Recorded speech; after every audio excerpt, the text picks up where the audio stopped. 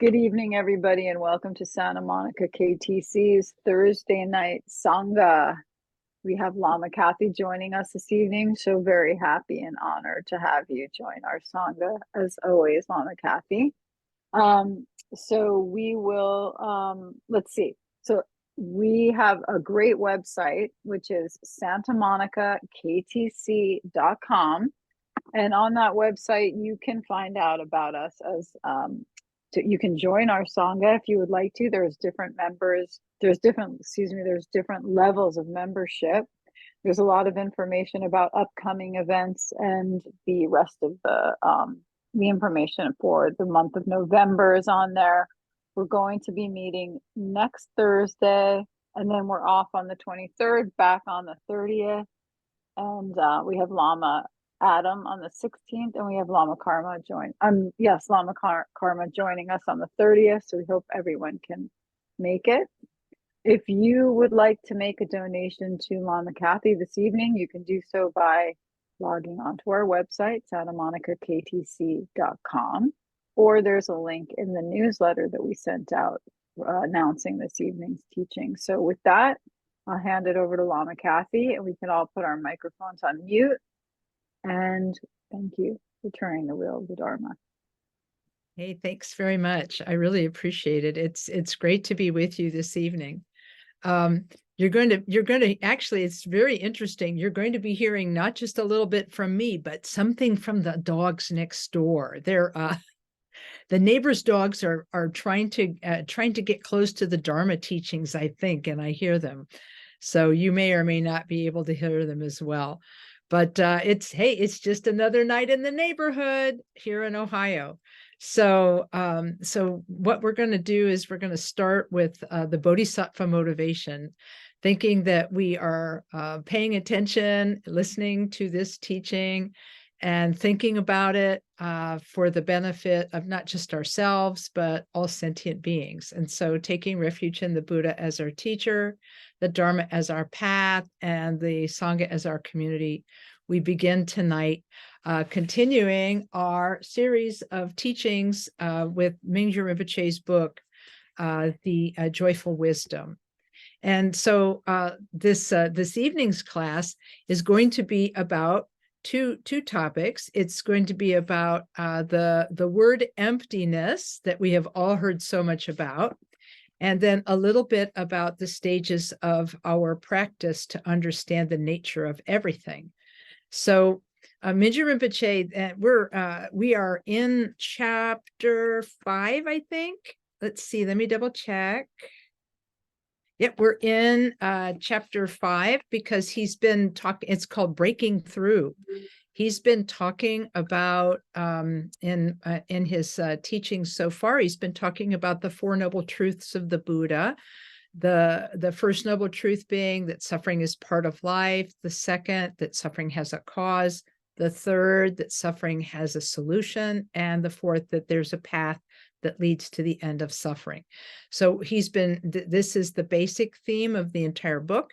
And he's been interspersing personal stories along with some pretty profound teachings about the nature of the Buddhist teachings and what the Buddhist teachings are pointing toward. So tonight he starts with his inimitable style, asking his audience whether they understand the real nature of things or not. He said every time that he gives a Dharma talk, inevitably somebody asks him, well, wait a minute, if the Buddha's teaching is that nothing is real, then am I real? Is this place real? Are all these people real? Is that chair real? And Mingyur Rinpoche says there are 4 answers to this question. The answer is yes. The answer is no. The answer is yes and no. And the answer is neither yes nor no. And then he asks his audience, now, are you confused? If so, you are ready for a breakthrough. Because he said, basically what the Buddha said, his teaching is a middle path. a middle path. Remember, we were talking about this a few weeks ago, that at the time the Buddha was teaching, there were two popular theories about everything: eternalism and nihilism.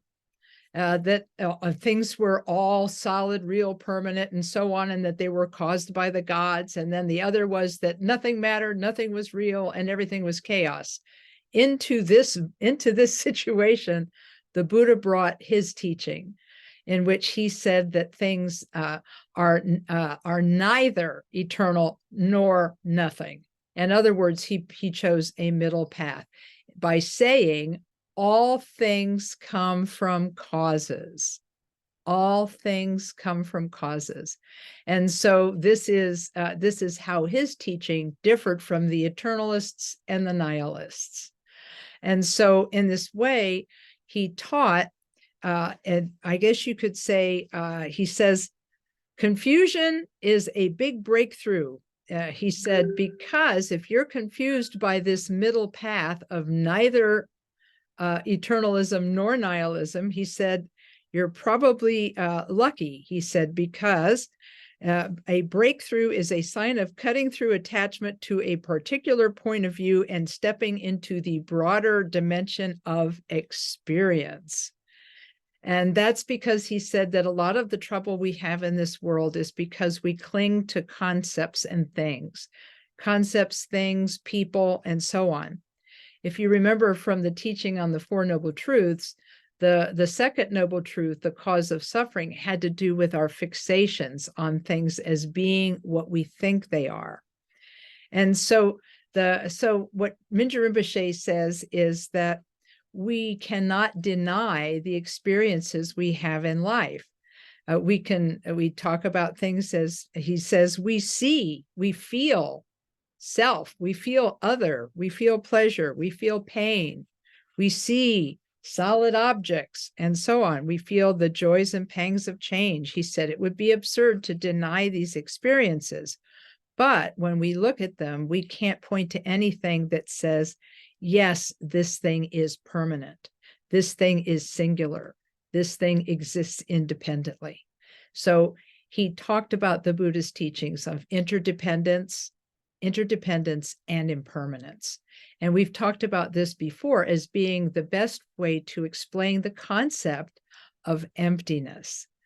Mingyur Rinpoche, like many others, sort of picks on the word emptiness, because he says emptiness is not zero, it's not nihilism, it's everythingness. And he says that emptiness, the main subject of the second turning of the wheel of Dharma, the second phase of the Buddhist teachings, he said, is probably the most confusing term in Buddhist philosophy. And then he said, perhaps this is why the Buddha waited 16 years after the first turning of the wheel of Dharma to begin explaining emptiness, because he wanted his audience to be ready for it. And then Mingyur Rinpoche talks a little bit about the meaning of the Tibetan word for emptiness, which is Tongpa Nyi. And he says, when when Tibetans talk about Tongpa Nyi, or emptiness, he said, when the word Nyi is added to an adjective or noun, it conveys a sense of possibility or open-endedness. So when Buddhists talk about emptiness, they don't mean zero, but a zero-ness, not a thing in itself, but rather a background, an infinitely open space that allows for anything to appear, change, disappear, or reappear. And then Mingyur Rinpoche says that's very good news. He says if everything were permanent, singular, or independent, nothing would change. We would be stuck forever as we are. We couldn't grow and we couldn't learn. There would be no relation between cause and effect. But he says we live in a world where if you push a button, something happens. And he said that this relatively real world of things, he says, I like the way he talks about it. He says, let's see, he says, He says, oh yeah, he says, when we ask whether thoughts and feelings are real and whether the room in which we reside is real, we can answer yes in the sense that we experience the phenomena, and no in the sense that if we look deeply beyond these experiences, we can't find anything that can be identified as inherently existing. Thoughts, feelings, chairs, chili peppers, he says, the people in line at the grocery store, even the grocery store itself, he says, can only be defined in comparison to something or someone else. These appear in our experience through the combination of many different causes and conditions, which are always in flux, constantly changing as they collide with one another, and so on. And so he said, so on the one hand, we can't really say that anything we experience inherently exists. That's one way to look at emptiness. On the other hand, we can say that since all of our experience emerges through the temporary collision of causes and conditions, there is nothing that is not emptiness. In other words, he said, the absolute reality of all experience is non-established. It's emptiness. And he said that then he says emptiness itself is empty of any definable characteristics. It's not zero, but it's not nothing. He said you could say that emptiness is an open-ended potential for any and all sorts of experience to appear or disappear, the way a crystal ball is capable of reflecting all sorts of colors because it is in itself free from any color. And then he says, now, what does this imply about the experiencer of all of these things? And he says, if we didn't have the capacity to experience these things, we wouldn't be able to experience them. He says, all of the things we meet in our everyday life appear to us. And so our mind itself can be explained as not being a material thing, because our mind doesn't have a color, it doesn't have a shape, it doesn't have a beginning, it doesn't have an end. And so as a result of this, the mind, the experiencer itself, is empty of limitation, limiting characteristics such as color, shape, beginning, and end. But it nonetheless is not nothing, because it possesses what Mingyur Rinpoche calls clarity, the capacity to experience anything. I was talking with one of my Dharma friends today, and we were talking about this. I said, even though your mind is not a material thing, it's not nothing because it experiences. And so these experiences, I said, all you have to do is go to sleep and dream at night to know that you can experience anything with your mind. And so, so Mingyur Rinpoche talks a lot about this, and he says, let's see, he says we have, if we apply this, he said we have what psychologists call an innocent perspective, a raw awareness unchained by expectations or judgments, which can emerge spontaneously in the first few moments of an experience. And he says, he compares it to arriving at Yosemite National Park and seeing the amazing sights there, or the Himalayan mountains. The panorama is so vast, he says, you don't distinguish between I and what I see. There's just the experience of seeing. And he says that we don't always experience this just seeing because we are already under the impression of all of the things we think and experience are somehow real. We have been thinking this forever and ever and ever in this life, and even longer if we look at our previous lives. So he says it's like trying to tell the difference between the ocean and its waves. the Buddha taught that the mind is like an ocean, and thoughts, feelings, emotions, and experiences are like the waves. And most of us spend our lives surfing, let's face it. We're only dealing with those experiences and thinking that they're real. And we don't really have the opportunity to look deeper. And so he says this shift, he said, each time we look at the waves, we become a little more aware of the ocean. And as that happens, our focus begins to shift. We begin to identify with the ocean rather than the waves, watching them rise and fall without affecting the nature of the ocean itself. But he said this can only happen if we begin to look. And so this leads us to understanding that technique is necessary. We need to learn how to look at the mind. We need to learn how to be with the mind and to look at the mind. And so then then in the last section of chapter 5, he says the Buddha was very skillful in presenting his treatment plan for suffering. Though he never explicitly discussed emptiness or Buddha nature in his teachings on the Four Noble Truths, he understood that cultivating an understanding of the basic issue of suffering and its causes, sometimes interpreted as relative wisdom, would eventually lead us to an absolute wisdom, a profound insight into the basis not only of experience, but of the experiencer. He says relative wisdom, acknowledging limited and limiting beliefs and behaviors, is only part of the path of cessation, what you might call the preparation stage. In order to actually cut through our self-imposed limitations, we need to spend a little time observing our mental and emotional habits, getting to know them, befriending them, and perhaps discovering within our most challenging experience a powerful company of bodyguards.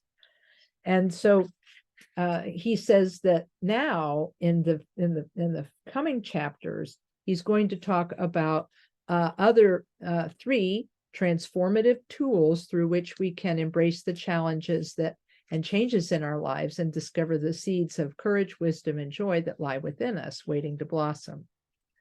So I thought I would stop here for a minute, and before we get into these tools of transformation, find out what your own experience has been with understanding emptiness. Has it been something that has been confusing for you?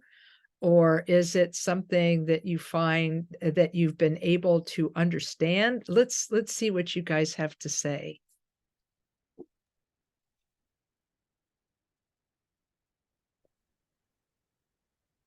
Well, I can say, Lama Kathy, that I struggle with this. I still, after all these years, just struggle with it. I don't know how to, I just don't know how to balance it or think about it. And every time I start to think, well, I've got it. And then I'm like, but then I don't, because then you're grasping and attaching. And so I struggle with this concept. Yeah, I really appreciate the way you explained that, because I think that your experience is everybody's experience. I really do, because I think that a part of it is the problem with the word emptiness, because it makes people think that nothing exists and nothing matters, when really that's not really what it is. It's trying to explain the fact that nothing in this world created itself. That table over there didn't create itself. It actually was created by somebody. It was put together, and it's only called a table because we've all agreed that 4 legs and a top is a table, right? And there's no such thing as tableness. And so because of this, I think that what it is, it's a way of explaining that things are not permanent. It's so, and if we can understand impermanence in a way, we understand emptiness, because nothing is permanent. Everything is always changing. I mean, just in the last 5 minutes, we've actually moved on mentally from other topics, and here we are doing this one. And then in a few more moments, we'll be mentally moving on and doing something else. And in fact, the cells of our body have changed in the last 5 minutes. We are technically not the same person who started this conversation. And so in that way, the reason that I think these two teachings of interdependence and impermanence are so important is because we may not understand the word emptiness, but we can definitely understand the words interdependent.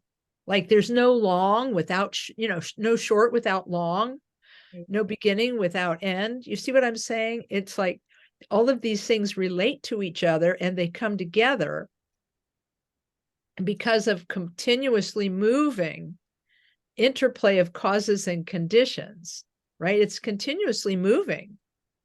Everything is continuously in motion. And yet, as people, we don't like that very much. We don't like impermanence very much. We don't like change very much. And so we project onto this continuously changing set of circumstances a storyline and a plot. And we make believe that everything is going to either last forever. You see what I'm saying? When something good happens, we want it to last forever. And when something bad happens, we're afraid it will last forever. When really, if we look deeply, we'll see that everything is continuously moving and changing, and that's actually a good thing. Everything is moving and changing, and that's good because that means that we can change. And so emptiness is not like some dangerous thing, but it just means that we are continuously changing, but that we can actually begin to change where we're going. We can actually begin to look into the process and see how our thoughts change moment to moment. I mean, anybody who sat and tried to meditate, right? A thought arises, and then if you just watch it, it just disappears. And because it arises and then disappears, this means that it was impermanent. And because when it's impermanent, this means that it can change. I hope this is helpful. What do you think, Wendy? No, it is helpful, and I like when you were discussing how when things collide, and I understand. I just think it's something that like always, every time I think I get it, and everything you say makes so much sense, but can I mentally keep that with me? If you weren't here to explain it, or I wasn't reading it in a book, I don't think I would come upon it on my own. I hear that, but you know what? You've already come upon it in a way, because if you can remember those two words, or even just one word, impermanence. Just remember one word, impermanence.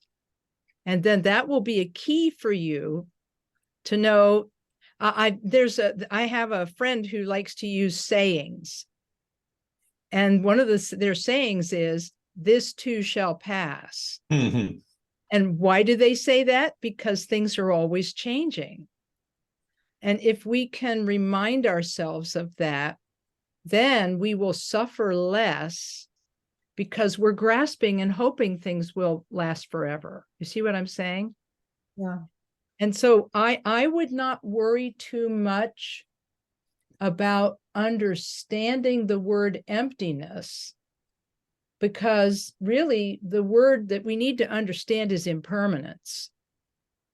I can wrap my head around that. Yeah. And so that's what Khenpo Rinpoche told me, because he said the word emptiness is like, it's too hard. He said impermanence is really what you can teach, right? You can teach impermanence, and that's so easy to grasp. And the problem with impermanence for us is we don't like it. And so we try to paint permanence on everything. And then, and as one person said, suffering comes because everything is impermanent, but we don't want to know that. Does that make sense? Yeah, isn't that what you call value-added suffering? Yes. That's one thing that you say that I love. Yeah. Well, hopefully that's helpful. But I wouldn't I wouldn't judge yourself on this emptiness thing, because it's really, really hard. And in fact, Mingyur Rinpoche in the book says, long time studying people of Buddhism, they don't get it either. Okay. And really you experience it when you meditate. You actually experience emptiness. How? By seeing a thought arise, and then sometimes it grabs you, and then you say, oh, wait a minute, I'm thinking, and then you let go of that thought and it disappears. So you actually just proved impermanence to yourself. I can wrap my head around that for sure. Yeah. Thank you. Oh, I'm glad. Daniel, I think you had your hand up, and then Charles had his hand up. Yes, something that's helped me to understand emptiness is everything can be influenced by something else. And even physics tells you, when physicists look at particles moving, it changes. So to me, that, what I learned in college physics, it's like another interpretation of emptiness. Nothing is permanent. Yeah. It's all moving and changing all the time, but we don't like that. You know what I mean? So it's like, right? Yeah. Well, thanks for that. Thanks for Okay. that, Daniel. Charles, you had your hand up. Yes, last week or last month, I think you mentioned a teaching by Taisitu Rinpoche that for sunyata, emptiness, that was defined as limitlessness. And I found that extremely helpful. And I think it goes on along the same lines of everything you're saying here. But if you could expand a little bit on that concept of limitlessness from Taisitu Rinpoche, I'd appreciate that. Yeah, I think that for me, Mingyur Rinpoche talks about this a little bit in chapter 5. And when he's saying that it's like the backdrop, that this limitlessness, that mind doesn't have a color, it doesn't have a shape, it doesn't have a beginning, it doesn't have an end. And so mind is truly limitless. And the fact that it's without limit means that anything can arise in the mind. Anything can arise in the mind. And so he uses, Mingyur Rinpoche uses the word space, like this. It's the space in which everything can happen. And so it's like all possibility, like that, right? Mm-hmm. So, yeah. So I think that I really do think, because the Buddha had a problem that he had to overcome.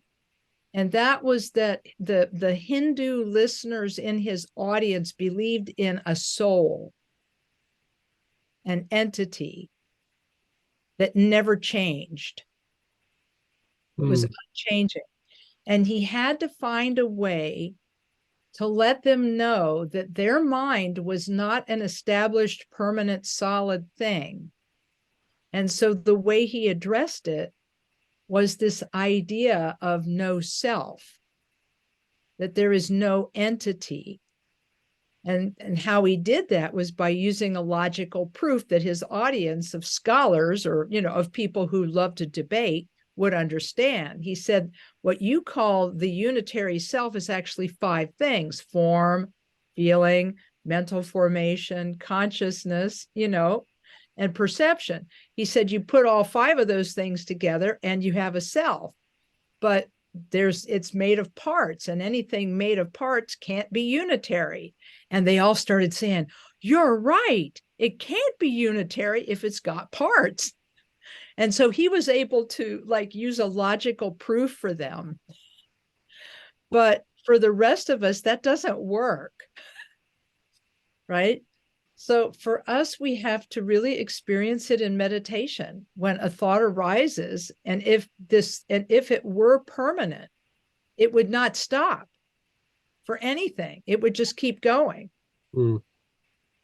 But it doesn't do that. We notice it, we drop it, and it disappears.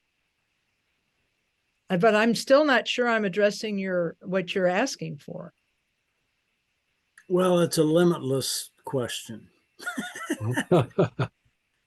I do want to also just remind everybody that what Lama Kathy just mentioned were the 5 aggregates. You always hear about the 5 aggregates, but what are they? And to me, they're central to understanding this discussion. Because what we think of as being a self is actually a complex of things. And in Chöling Rinpoche's book on karma, he goes even farther. He says everything is, is really sort of, everything is always in motion and always changing. And that is why we as individuals can change. Oh gosh, good. We've got a real discussion going here. And one other point, Yep. I'll make one other point about the 5 aggregates, because you have one associated with rupa or form, the body, and then 4 associated with the mind. And you have consciousness and perception and mental formations occurring just at random as part of life. But then you have that Sankara Skanda, that 5th aggregate is a formation aggregate. And that's where karma is formed, because we react to the other interplay between the other aggregates. And so understanding emptiness and the concept of limitless, to me, just ties into those concepts. And I just wish I heard more talk from Dharma teachers about those aggregates, but I can't resist at least mentioning them now. So thank you very much, everybody. Oh, you're welcome. No, you're welcome. I appreciate that. And like I say, it would be really great if you could study Chöling Rinpoche's book, because he goes into that in some detail. Yes. It's a really good book. Now I see from the chat that Kira is next in line with a question, and then after that, Lisa. Oh, thank you. Well, I have a question, but to preface it, my fear isn't change. My fear is that things won't change, And so, ow, I'm trying to pick up a package while I talk to you. Sorry. Do you want to take Lisa first? And then. Oh, no, I think I understand your question. I think, because I think what you're saying is that your situation is not that you're concerned about change, but that you're concerned about things not changing.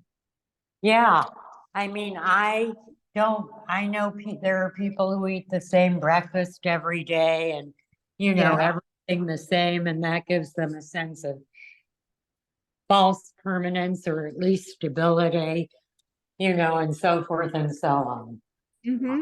I can't bear routine. Oh, I see. Yeah, a lot of people think that routine is confining.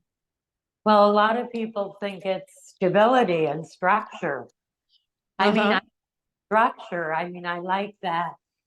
I get up early every morning and I meditate, and I do a Zoom thing from 8 to 9, and Qigong thing from 9 to 10, and a yoga thing a couple of days a week. Sure. You know, I like discipline, but, and I really, it's something I strive for. But the idea that, everything isn't permanent and we don't know what we're going to get hit with next. I mean, today I got on a step ladder to reach for something and somehow I torqued my knee. No. Yeah. Like, I'm sure it'll be okay. Mhm. And I've been telling myself, stop crossing your legs every time you're sitting. Because, no, Yeah. because I I always get you. I get you.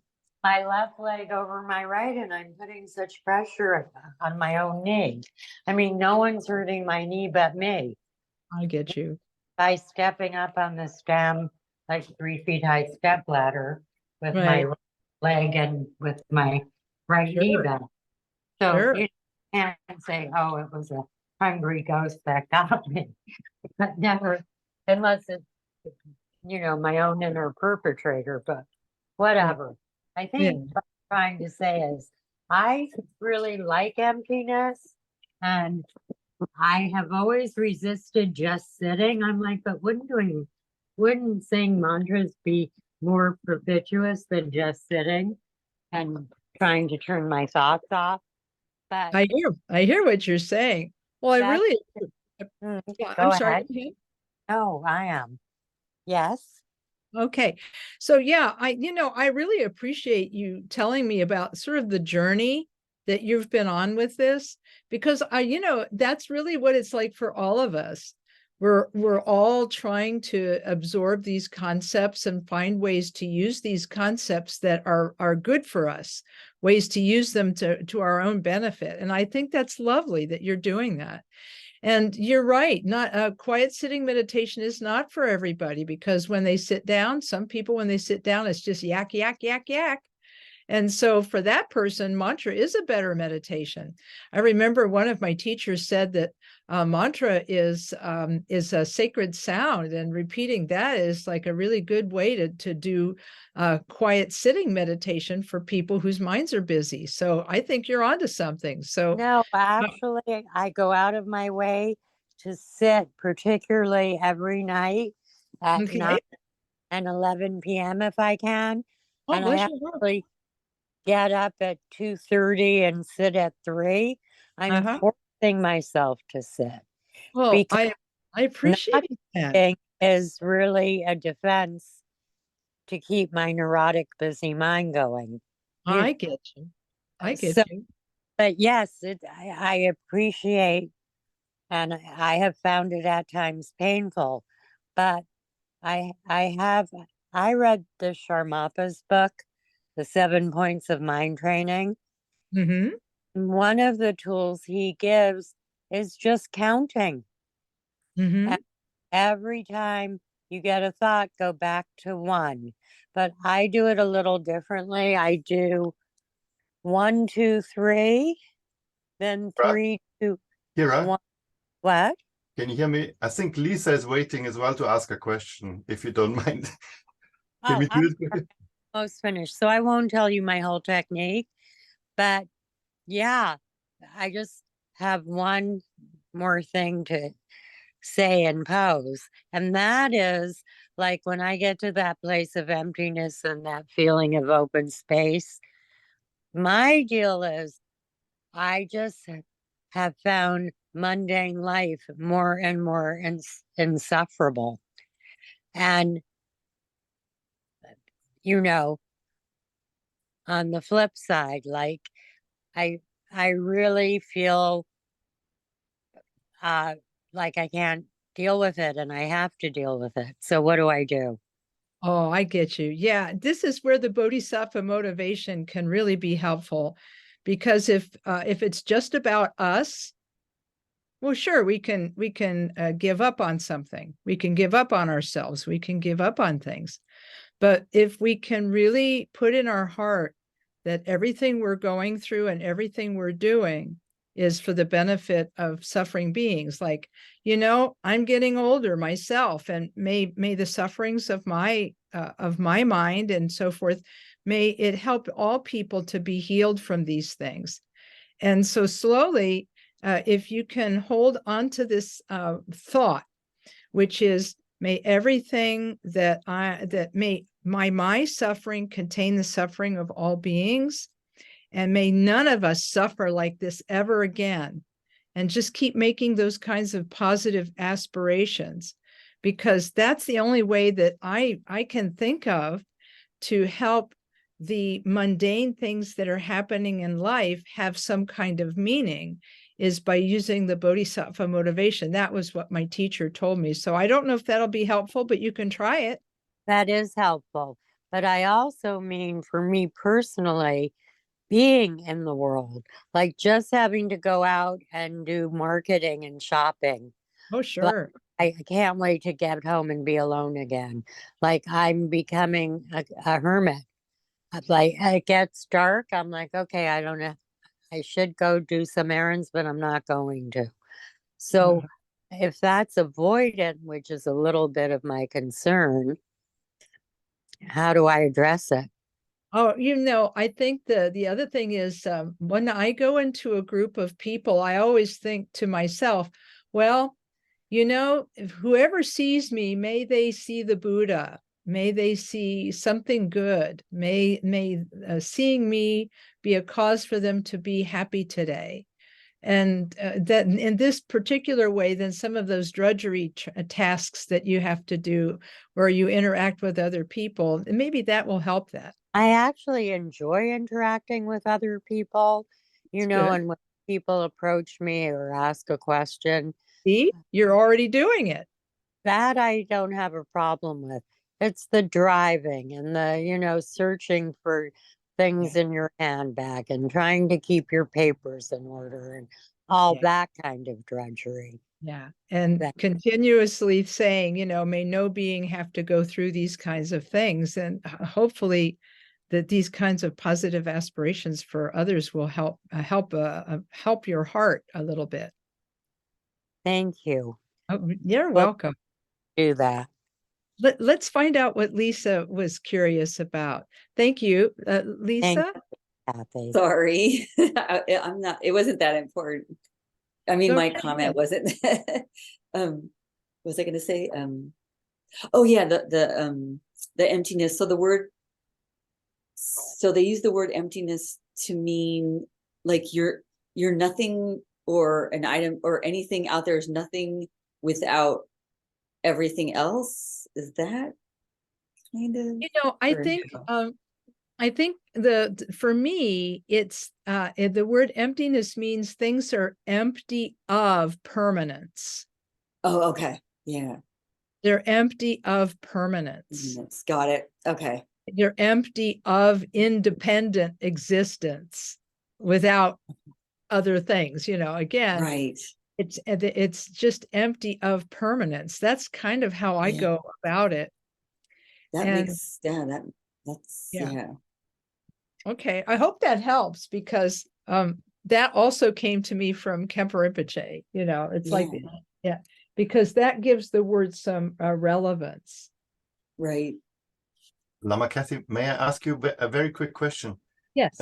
There was one sentence you were reading earlier, and unfortunately I don't have the book, but it was something along the lines, it said, because we can experience phenomena or things around us, therefore we are able to also recognize it, or something similar. Like it sounded like quite a good sentence, and I immediately forgot it, of course. Yes. Well, let's see. I think, was it the one where he talked about the let's see, where he's talking about, he said he's talking about the ocean and the waves. He says, our thoughts, emotions, and sensations are like the waves rising and falling in an endless ocean of infinite possibility. The problem is that we've become used to seeing only the waves and mistaking them for the ocean. Each time we look at the waves, though, we become a little more aware of the ocean. And as this happens, our focus begins to shift.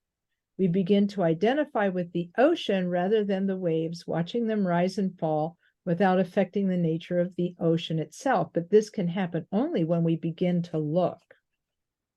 So that's, I wish I could say more, Mhm. but No, it was I'm very not good. sure if, I should have Sorry? looked it up. I should have had my book with me, sorry, otherwise. But I think it was something like, I think it might have been this one, but I don't remember. oh, But darn, this I'm one so was, sorry. it's okay. Thank you. Yeah, there's another line where he says we wouldn't be able to experience all the wonders and terrors of phenomena if we didn't have the capacity to perceive them.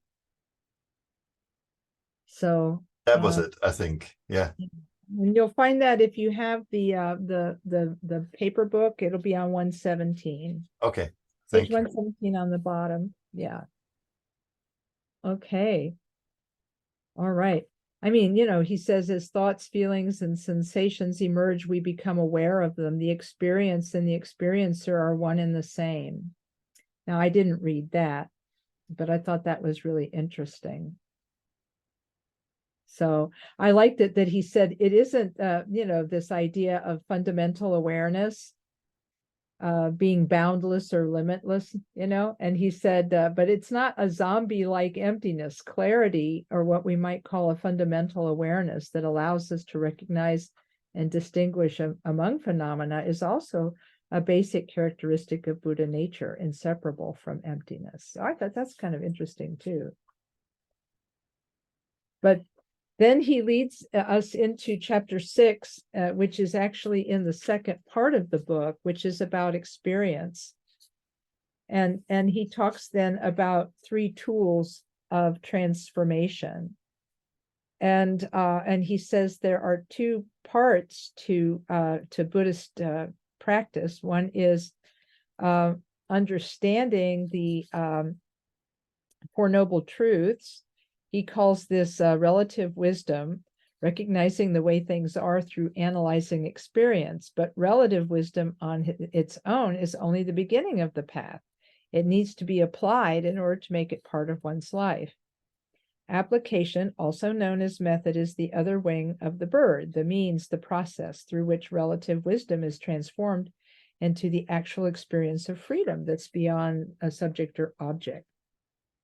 And so he then goes into telling the story about combining wisdom and method. He tells the story of Ananda, the Buddha's cousin, who became his close personal attendant. And Ananda did everything that he could to protect and take care of the Buddha, and that Ananda also had a really good memory and was able to recite the Buddha's teachings word for word. But there was only one slight problem, he said. Ananda could repeat the Buddha's words, but he didn't spend much time practicing them. But there was another follower of the Buddha known as Mahakasyapa, who not only listened, but also put what he learned into practice, and attain the same state of freedom and clarity as the Buddha had. And then as the Buddha lay dying, he appointed Mahakasyapa as his main lineage holder. And then he said, after you, Ananda can be the main lineage holder. Mahakasyapa, of course, accepted, but yet he said, how can I help Ananda since he so rarely practices? And then as he considered the problem, he came up with a rather ingenious plan. After the Buddha passed away, Mahakasyapa fired Ananda. He said, please leave this area because when the Buddha was alive, you didn't treat him with proper respect and you made a lot of mistakes. Ananda, of course, was very upset. When the Buddha was alive, he thought I was the most important, and now Mahakasyapa has fired me. Ananda went away to another district of India where there were many people who had heard the Buddha and wanted further teachings. So Ananda taught, and his students put the teachings into practice. Many of them achieved the freedom of mind that the Buddha had achieved, but Ananda still didn't put much effort into his own practice. As the story goes, during meditation, one of his students saw into Ananda's mind and realized that he had not yet attained enlightenment. So the student said to him, "Please, teacher, meditate. You aren't free." And now Ananda was really distraught. "Oh my gosh, even my students have gone beyond me," he thought. At last he sat under a tree and began to practice what he had been taught, and eventually he attained freedom and the joy that accompanies it. As he became awakened, he saw why Mahakasyapa had fired him. Not long after, he went back to see Mahakasyapa, who held a big ceremony to celebrate Ananda's awakening, officially recognizing him as the second main lineage holder of the Buddhist teachings. And so really the most important thing was to actually put these into practice. And so he says that there are 3 stages to Buddhist teachings, and the path to freedom is listening, contemplating, and meditating. And so listening means to hear the teachings. Contemplating means to work on them.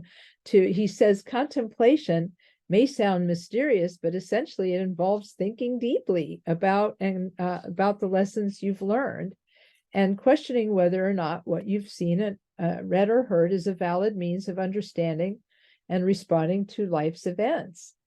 And so he talks about this and says, when it comes to the larger issues about thinking about how deeply your own life is colored and conditioned by discomfort or suffering, then a little bit more effort is necessary. And then he says, you can ask yourself about the thoughts and emotions that occasionally cross your awareness. Do you sometimes experience regret over decisions you've made in the past, and so forth? And he says, asking questions of this sort does not represent any kind of moral or ethical consideration. It's simply starting points for contemplating whether or not you experience what the Buddha described as the discomfort on intellectual, emotional, or physical levels. And then he says, if you think, am I dissatisfied? Am I uncomfortable? Or would I like more out of life? And then he said, what you're looking at is what my teachers called the immediate or fresh essence of personal experience. And so in other words, you have to not just listen to the teachings and accept them, but work them over in your mind and ask questions about them. And then the 3rd stage of practice asks us to simply meditate, to begin by observing our body, speech, and mind, our physical, intellectual, and emotional experiences without judgment. Non-judgmental observation is the basis of meditation, he says, at least in terms of the Buddhist tradition. And so then he goes on and talks about all of the different ways that you can practice in the Buddhist tradition. And he says, he said, although there are many practices within the Buddhist tradition introduced by the Buddha and developed and refined over the centuries by great teachers, the basis of all of these practices is non-judgmental observation of your experience. Even looking at a thought like, oh, I did such and such a thing 20 years ago. How stupid of me to regret it. I was just a kid then. Even that, he said, is a form of meditation. It's an exercise in simply observing thoughts, emotions, and sensations as they arrive and fall in our experience. And so then he begins to tell other stories about the students. And so he talks about Dharma. A Westerner came to His Eminence Taisitu Rinpoche, and while His Eminence was teaching about meditation and emptiness, then Mingyur Rinpoche says, maybe the man was sleeping during the teachings on meditation, or maybe his mind was drifting. But when Situ Rinpoche began teaching about emptiness, he suddenly snapped to attention. I need to get rid of the I. If I get rid of I will realize emptiness. I will be free. No more problems, no more suffering. So I'm going to stop saying I. And so he stopped using the word I in his conversations, thinking that was going to do it.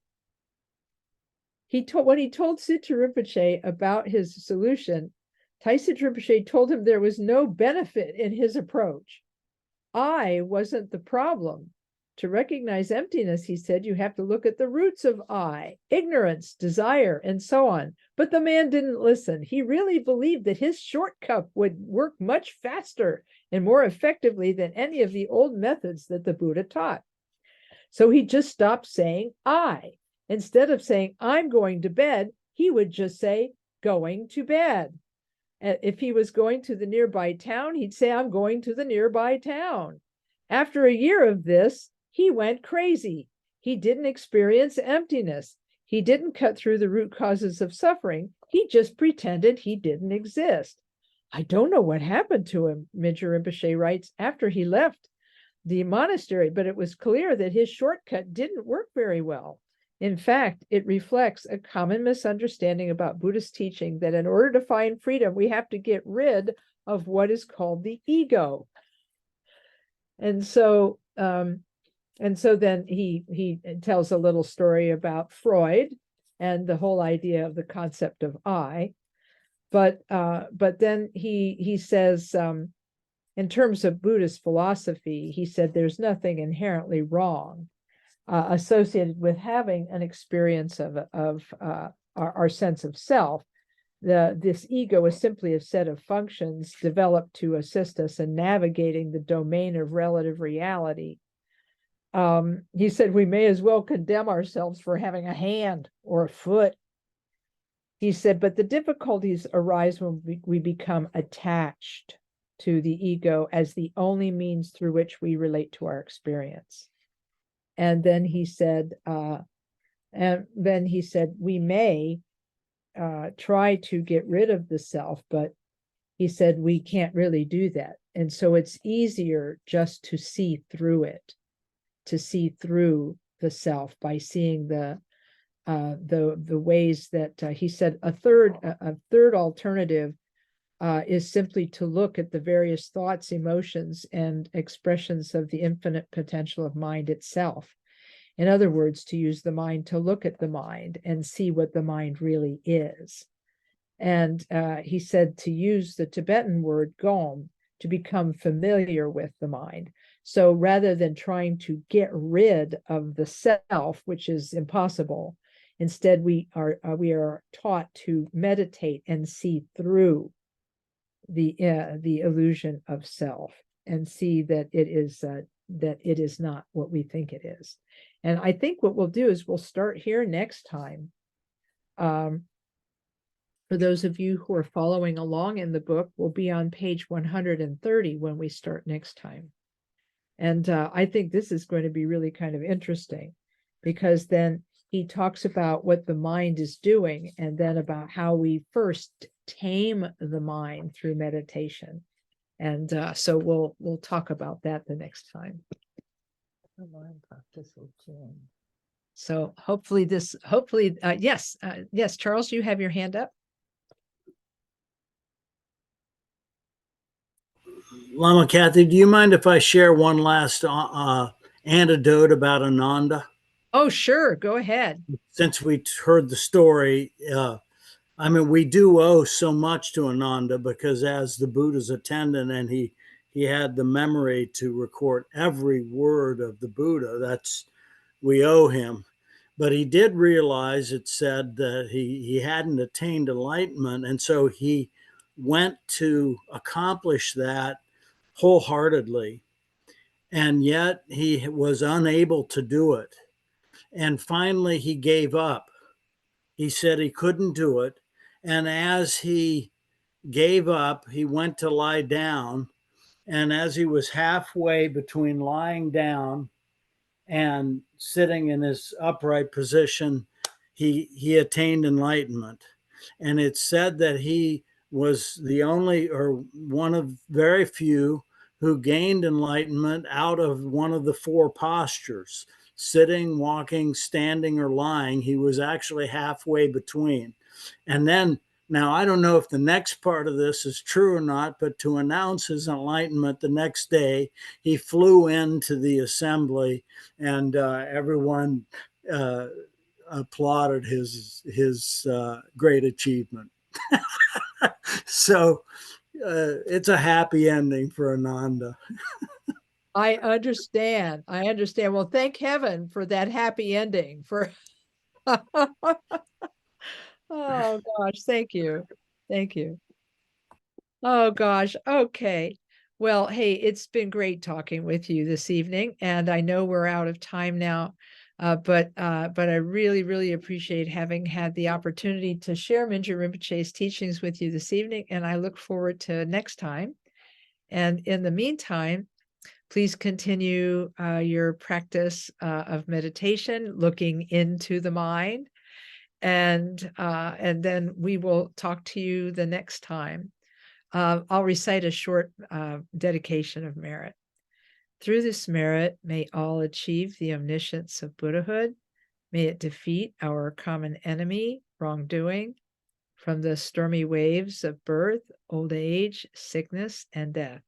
From the ocean of samsara, may we free all beings. May we free all beings. May we free all beings. Thanks, everyone. Thank you, Lama.